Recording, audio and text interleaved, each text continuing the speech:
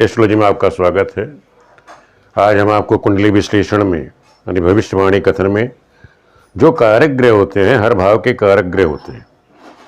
वो कारक ग्रह कौन से, हर द्वादश भाव के, और उन जो कारक ग्रह हैं उनका फलित में क्या रोल होता है, उसका फल किस प्रकार से प्राप्त होगा, आज हम उसके बारे में चर्चा करेंगे।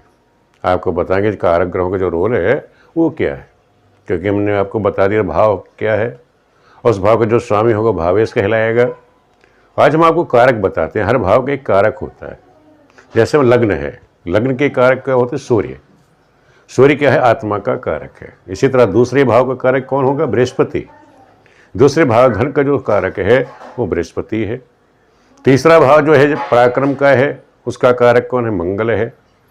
चौथा भाव सुख का है, माता का है, मन का है, उसका कारक कौन होता है? चंद्रमा। चंद्र बुध दोनों ये चौथे भाव के कारक है। इसी तरह पंचम भाव है, पंचम जो संतान का है, विद्या का है, उसका कारक क्या है? उसका कारक होता है बृहस्पति। जो छठा भाव है, दुख है, कर्ज है, रोग है, इसका कारक कौन है? शनि और मंगल। हमको कोई कष्ट होता है, रोग होता है, तो उससे देने वाले कौन है? शनि और मंगल है। इसी तरह सप्तम भाव है। सप्तम भाव के कारक कौन होता है? बृहस्पति और शुक्र। बृहस्पति क्या है? बृहस्पति स्त्रियों के लिए और शुक्र है पुरुष के लिए कारक होते हैं। अष्टम भाव किसी का है? अष्टम भाव आयु का है। अष्टम भाव जो कारक है आयु का, उसका कारक होता है शनि। इसी तरह नवम भाव है, नवम भाव जो धर्म का है, जिसे भाग्य का कहते हैं, उसका जो कारक है उसका कारक होता है बृहस्पति। दसम, दसम के कारक हैं, नोट कर लीजिएगा, क्योंकि वहाँ सूर्य भी कारक है, बुध भी है, बृहस्पति भी, शनि भी दे देता है, कारक का रोल अदा कर देता है। एकादश भाव जो है वो उसका कारक बृहस्पति है। द्वादश का कारक कौन है? शनि है। अब हमें आप लोग नोट करें, मैं आपको बता देता हूँ कि फलादेश करने में कारक ग्रहों की भूमिका क्या है। तो नोट करिए कि जो सूर्य है वो लग्न का, दूसरे भाव का बृहस्पति, तीसरे का मंगल, चौथे का चंद्रबुध, पंचम का बृहस्पति, छठे भाव का मंगल शनि, सप्तम के बृहस्पति शुक्र, अष्टम के शनि, नवम भाव में सूर्य और गुरु, और जो दशम भाव है आपका वहाँ सूर्य, गुरु और बुध, ये मेन कारक है, और एकादश में बृहस्पति और द्वादश में शनि। ये तो हो गए कारक। इन कारकों का रोल क्या होता है? अब जैसे सूर्य है, मान लो सूर्य ग्रह है, सूर्य को हमने देख लिया क्या हमने कि आत्मा का कारक है यहाँ सूर्य, दशम का कारक है, तो और एक धर्म का, यानी नवम, दशम और लग्न का कारक कौन है? हुआ सूर्य है। सूर्य से और किस चीज़ का कारक है सूर्य? इसका नोट कर लीजिए, आप लोग डायरी में नोट कर लीजिएगा, जिससे आपको फलित करने में आसानी हो जाएगी। सूर्य से हम और क्या देखते हैं? सूर्य कारक होता है पिता, आत्मा, व्यवसाय और रोजगार। इस सब का भी विचार हम किससे करेंगे? सूर्य से करेंगे। चंद्रमा, चंद्रमा जो कारक है, मैंने आपको बताया चंद्रमा जो है फोर्थ हाउस का, यानी चौथे भाव का, माता का, मन का, वाहन का, मकान का, भूमि है, संपत्ति है, इसका कारक कौन है? चंद्रमा। मनोबल का तो कारक कौन है आपका? चंद्रमा। तो नोट कर लीजिए, चंद्रमा किसका कारक है? मन और माता का। मकान वाहन संबंधी भी हम इसका विचार करते हैं। मंगल को नोट कर लीजिए, मंगल जो कारक ग्रह है, हमारी कुंडली किसी के सामने आई हमारे विश्लेषण करने के लिए, तो मंगल जो है उसमें भाई है, बहन है, सहोदर है, पराक्रम है, तो इसका विचार हम किससे करेंगे? मंगल का, मंगल से, यानी तीसरे भाव का कारक यहाँ मंगल है। और मंगल छठे भाव का भी कारक है, रोग का है, शत्रु का, उसका भी कारक है, क्योंकि जब मंगल अशुभ होता है तो वो शत्रुता भी पैदा करता है। बुध, बुद्ध किसका है? वाक शक्ति। किसी के अगर बुद्ध अच्छा होगा तो बुद्ध किसका है? वाक शक्ति, बोलने की शक्ति उसकी अच्छी होगी।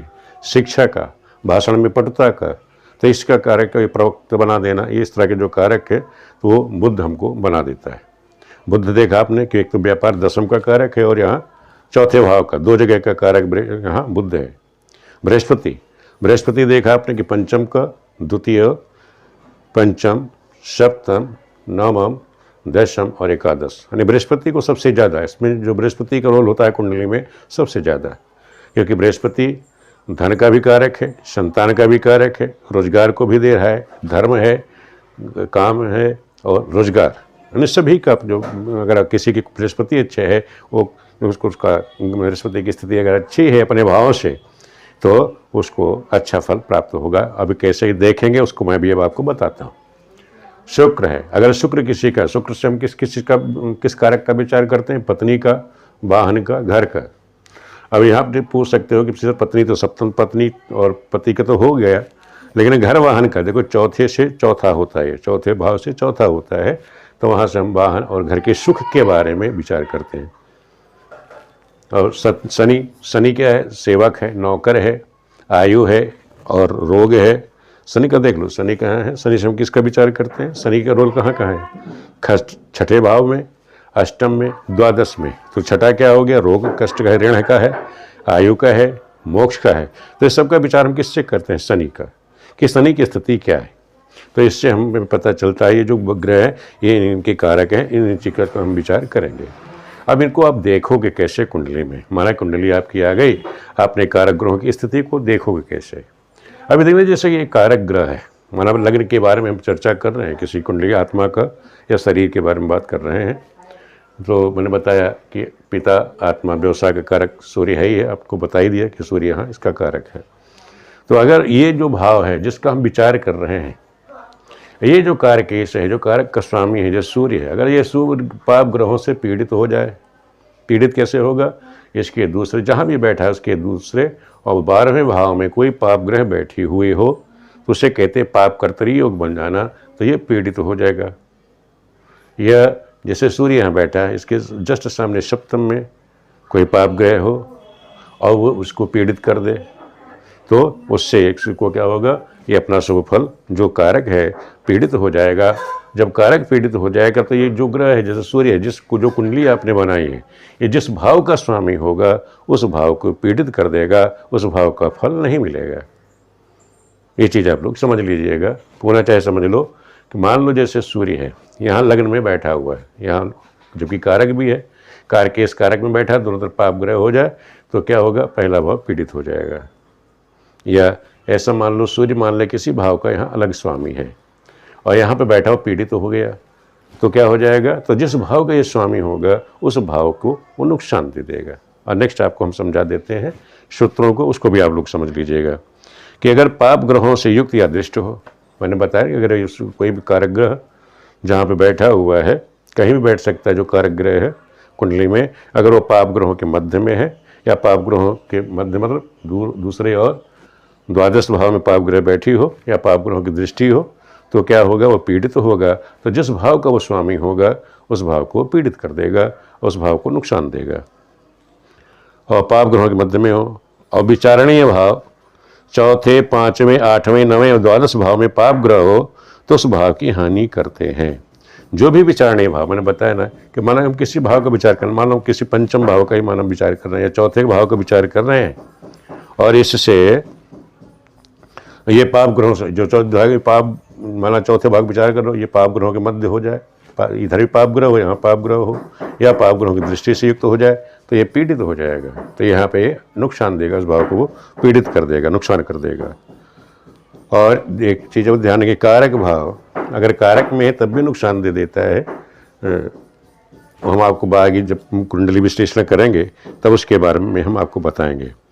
और तीसरे, छठे, 11वें में पाप ग्रह बैठे हों तो दशा अपनी अंतर्दशा में उस भाव में सुख उत्पन्न करते हैं। मान लो पाप ग्रह है, जैसे ये मंगल हो अपने ही बैठा भाव में बैठा हो, यहाँ मंगल अपने ही भाव में बैठा हुआ है, जैसे मंगल है, जैसे कारकेश मंगल है, तो मंगल अपने ही भाव में यहाँ बैठा हुआ, तीसरे, चौथे, एकादश में बैठा है, तो क्या होगा? 3, 6, 11 में बैठा होगा तो वो शुभ फल देगा। जब इसकी दशांतरदशा आएगी तो वो शुभ फल देगा। इसी तरह शुभ ग्रह केंद्र में बैठे हों, त्रिकोण में बैठे हों, उनकी दशांतरदशा आ जाएगी तो वो अपना शुभ फल देंगे।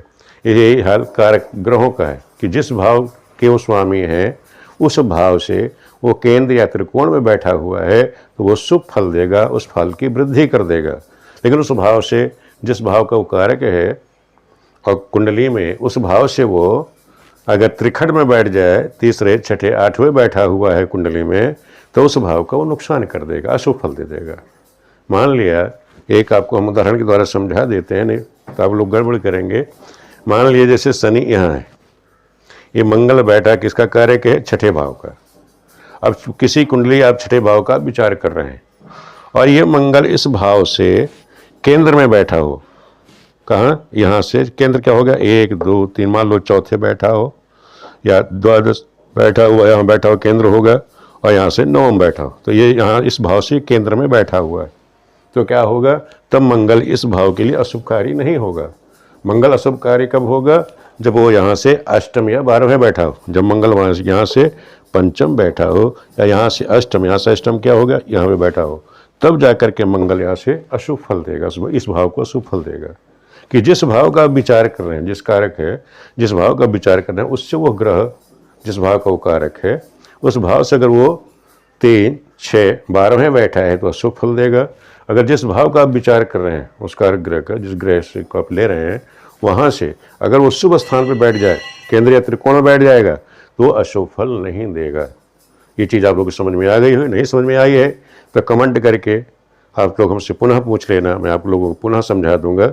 अभी आगे कुंडली जब विश्लेषण हम करेंगे तो इस सूत्रों का हम प्रयोग जब करेंगे एक एक करके, तो आप लोगों को पुनः भी समझ में आ जाएगी, आपका रिवीजन भी हो जाएगा इन सूत्रों का हम कैसे प्रयोग करेंगे। आज तो मुझे आपको बताना था, मेन जो चीज़ था कि कारक ग्रह, ये द्वादश भाव हो गए। इन द्वादश भावों के आपको कारक पता होना चाहिए कि अगर इस भाव जैसे सूर्य है, लग्न का कारक है, दूसरे भाव का बृहस्पति है, मंगल है तीसरे भाव का, चौथे के चंद्र बुध है, पंचम का बृहस्पति है, छठे का मंगल शनि है, सप्तम के शुक्र और बृहस्पति कारक हैं, और अष्टम के शनि है, और नवम भाव का सूर्य और गुरु कारक है, और सूर्य बुध गुरु शुक्र शनि है, ये दशम के कारक हो गए, और बृहस्पति एकादश का द्वादश का शनि, इस तरह कारक है।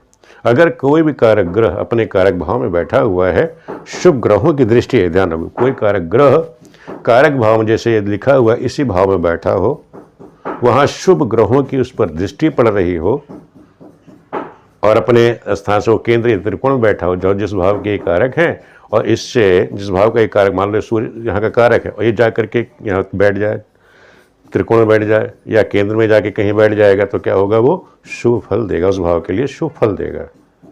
अगर यही जो कारक, मान लो एक कारक ग्रह यहाँ है और ये यहाँ से जाके अशुभ स्थान में बैठे, तो लग्न है, लग्न ना हो, कोई दूसरी जगह बैठा, मान लो सूर्य यहाँ बैठा हुआ है और यहाँ से सूर्य जा करके अष्टम और 12वें बैठ जाएगा, तो क्या होगा, इस भाव के लिए ये अशुभ फल दे देगा। ये बात आपको क्लियर हो गई है। तो ये ध्यान रखो, जो कारक भाव जिस भाव में बैठा हुआ है, उसी भाव से अगर वो जा करके अष्टम द्वादश बैठ जाएगा तो शुभ फल दे देगा, और उससे अगर केंद्र या त्रिकोण बैठ जाएगा, जो किस भाव का कारक है, उस भाव से वो केंद्र या त्रिकोण में बैठेगा तो वो शुभ फल देगा। आप लोगों को वीडियो कैसे लगी कमेंट करके आप लोग जरूर बताइएगा। वीडियो देखने के लिए आप सभी मित्रों का बहुत बहुत धन्यवाद।